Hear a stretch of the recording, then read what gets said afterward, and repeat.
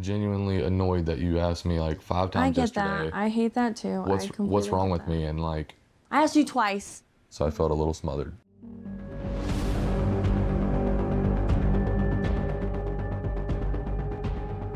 I don't see why you can't just answer the question.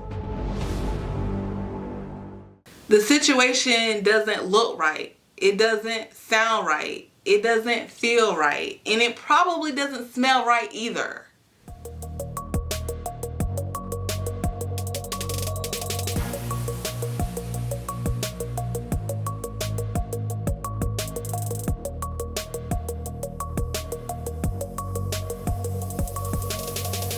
Welcome back, y'all, to another recap and reaction to season 6 of Love is Blind. Let's get into it. This episode picks up right after the confrontation that Jimmy and Chelsea had in the last episode. Jimmy returns home and they sit down and talk about what happened. And I feel like we've been here before, if you know what I mean. I was genuinely annoyed that you asked me like 5 times I get yesterday. that. I hate that too. What's wrong with me? And like, I asked you twice. so I felt a little smothered. I do want you to tell me when something's bothering you. You really need to work on your delivery. 1,000%. I know couples argue. I know they're going to have disagreements. But the challenges that they're having seem to have a recurring theme. Chelsea questions Jimmy's loyalty, his commitment, his attraction to her. And Jimmy tries over and over to reassure her of those things. It's like round and round they go. He expresses that he felt smothered and said some things he shouldn't have. And I completely agree. I know he was backed into a corner. But you still got to be mindful of what you're saying to your partner in an argument. By the end of the conversation, all seems to be well. They're laughing and seem to agree that they need to be more understanding of the other moving forward. Again, they've done this before.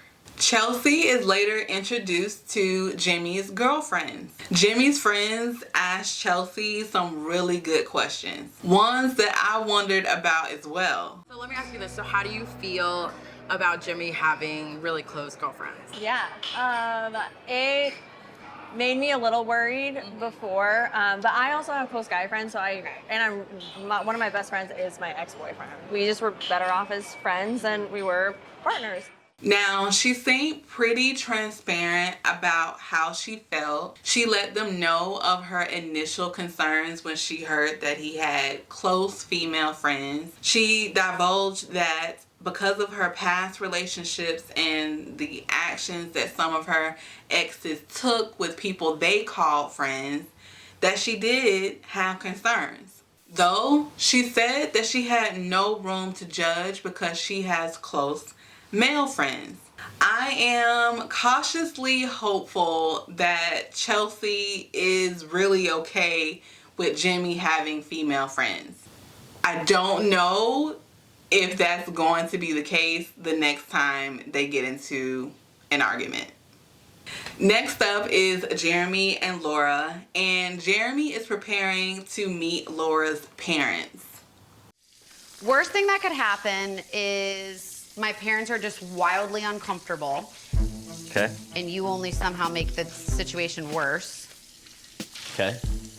I'm not worried about it. I think everything will be fine. If anybody's uncomfortable, we'll like break out into like a song and dance or something like that, you know. Okay. When they arrive and watching them interact, you can definitely tell that they're related because they have their own sense of humor. Okay. Oh, do you want to see my ring? Oh man, I don't have any sunglasses, but geez. Sunglass. Oh. One of my favorite parts of the show is where the family and friends get to meet the fiancés. I like to see what they have to say, what they pick up on about the relationships, and the advice that they give. I feel like Jeremy is fully aware that he has to have a thick skin when it comes to Laura and being able to roll with the punches.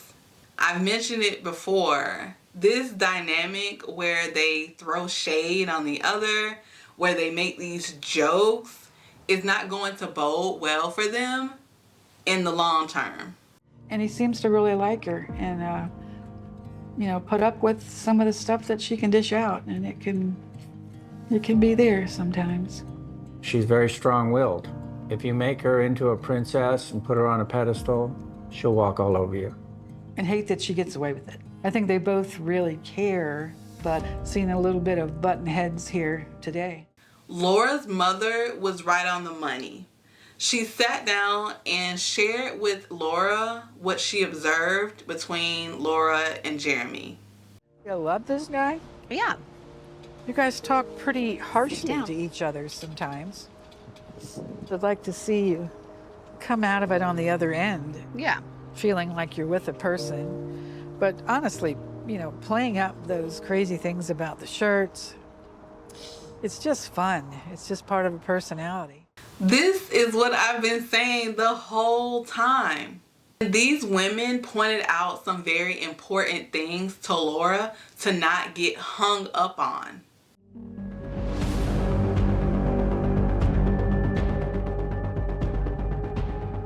I don't see why you can't just answer the question. When I was halfway there, got a text message from one of the guys from the pods saying, hey, Sarah's out here, just so you know. I could have bet money that this was going to happen. That somehow Jeremy and Sarah Ann would wind up in each other's atmosphere again. Through the screen, the tension was palpable. Laura is waiting on answers that make sense. And Jeremy is talking in circles, avoiding getting to the heart of the matter. Why was he out so late? Why was he out so late with Sarah Ann? Why was he miles away from home while his fiance was in bed, asleep? Of course, I don't know if anything more than talking happened between Jeremy and Sarah Ann. But I can completely understand the things that are running through Laura's mind. Went there, she comes over to me and is like, oh, hi, Jeremy, hugs me, walks away. And I'm like, what was that? And then I come to find out that she's upset about a lot of things. So in order to not drag things out and make it worse, I was like, do I need to have a conversation with her? So I'm just supposed to trust that you just supposedly had this lovely conversation where you did nothing but shut it down.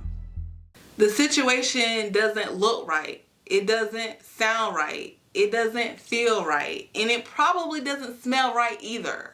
Out of the couples left, I think Johnny and Amy are the most likely to make it to the altar and get married. For their upcoming nuptials, they are taking bachata lessons.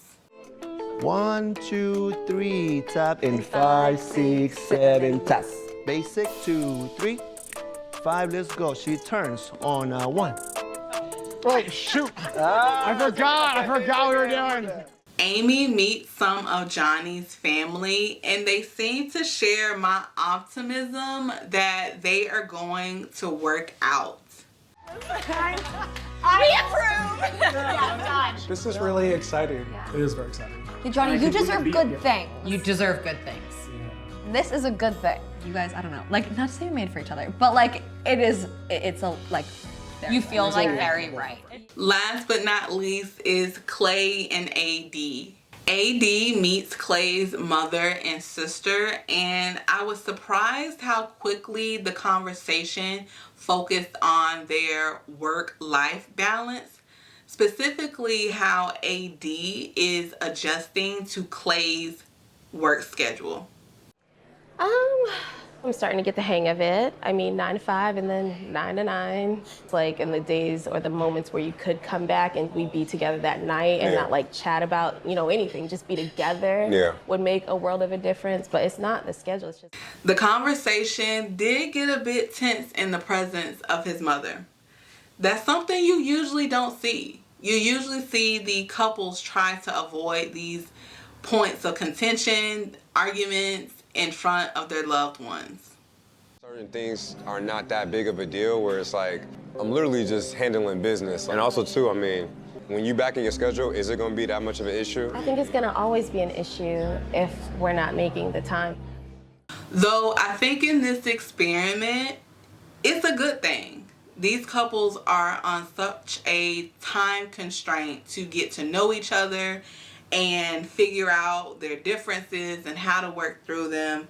And the parents and the loved ones being able to see these moments of contention between the couples, they're able to offer their sagely advice. Sometimes unasked for advice, but advice that might actually help them make it.